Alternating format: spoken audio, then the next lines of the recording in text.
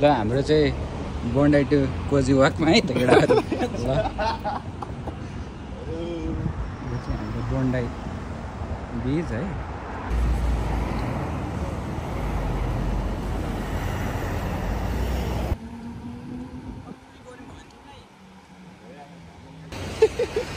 हाम्रो starting point चाहिँ यस्तो छ है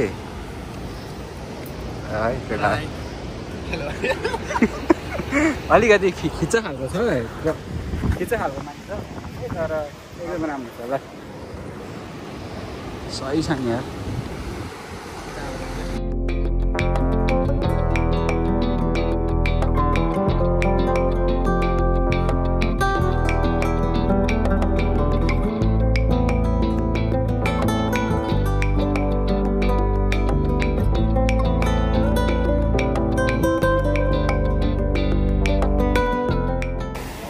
हामी चाहिँ उहाँ परबाट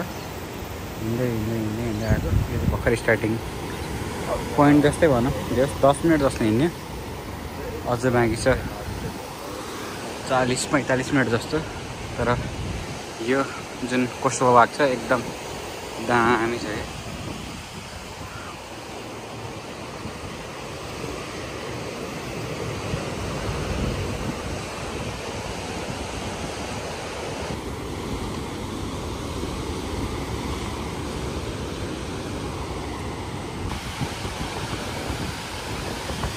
हामी कहाँबाट आएको त उहाँ परबाट पनि आइसक्यो यो यहाँको ठाउँहरू पनि कस्तो दामी क्या हेर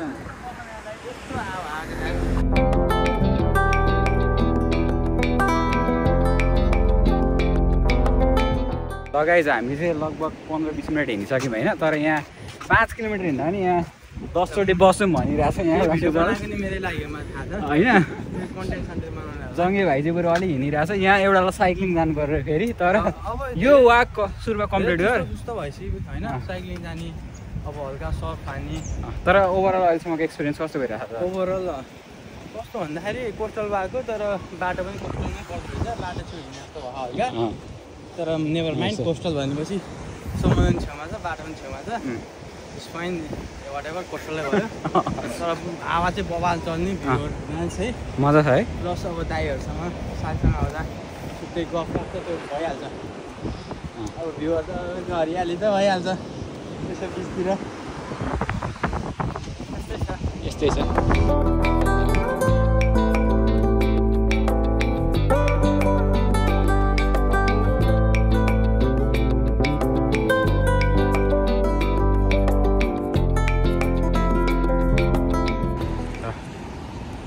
वाक चाहिँ यस्तै रह है होइन सुजल बाबु छिटो आउन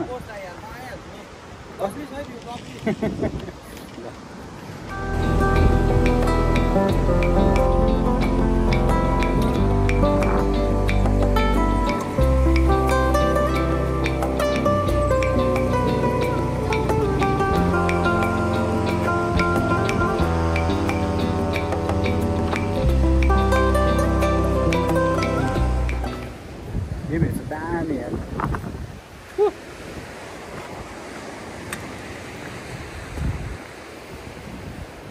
यो बस्ने ठाउँहरू पनि दामी बनाइदिएको रहेछ क्या है कसो भएको मेरो भाइ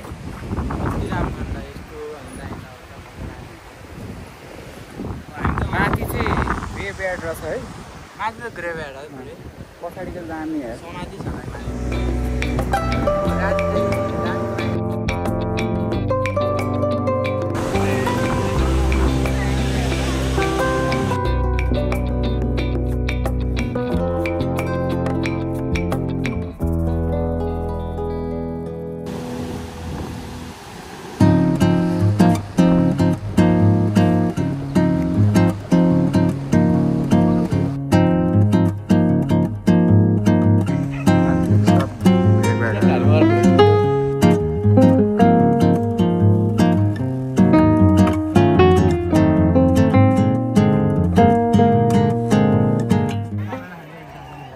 यहाँ चाहिँ रग्बी पनि केटाहरू खेलेर आएर छन् यस्तो भ्यूमा कति मजा आउला अन्त यस्तो भ्यूमा यसमा त बारी जोत भन्यो नि जोत थियो शीतलमा दामी यार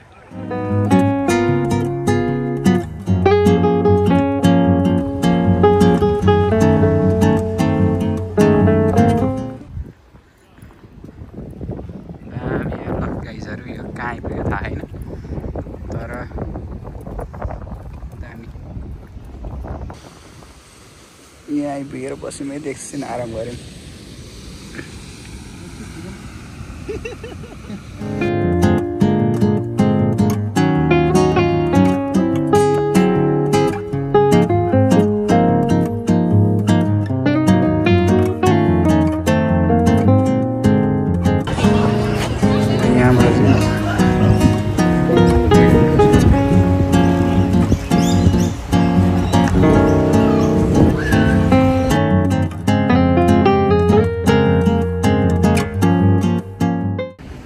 यो चाहिँ मलाई एकदम दामी लागेको ठाउँ है के समुद्रको पानी यता आउँदो रहेछ होइन त्यहाँ मान्छेहरू पौडीहरू पनि खेलिरहेको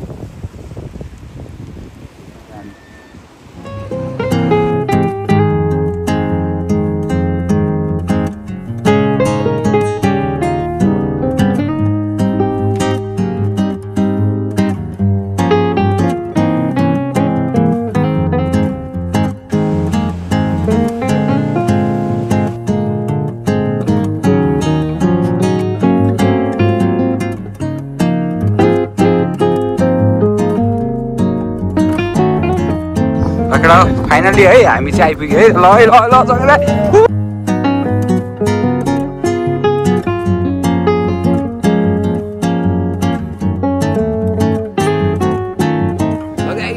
फाइनली चाहिँ है हामी चाहिँ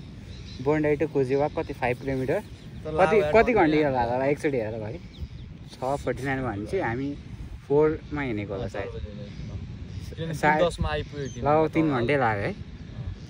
हामी चाहिँ भिडियो खिच्दै एकछिन टाइम स्पेन्ड गर्दै कसैलाई बस्नु धेरै बस्नु पऱ्यो एकजनालाई होइन भात खाएर नन्नी खाएर आएपछि अर्थ ओभरअल त एकदम मजै आयो यार होइन आज त्यस्तो घाम पनि थिएन दिउँसो हिँड्यो भने तर एकदम दामी त्यो अरू चाहिँ कति बेस्ट हो जङ्गे भाइ हजुर ठिक भयो दामी भयो भ्यू दामी थियो रमाइलो भयो गफगाफ भयो ल अब यो भ्लग चाहिँ कहिले आउँछ थाहा छैन होइन तर आउँछ आउन चाहिँ ल ल कोजी बिच चाहिँ यही हो है त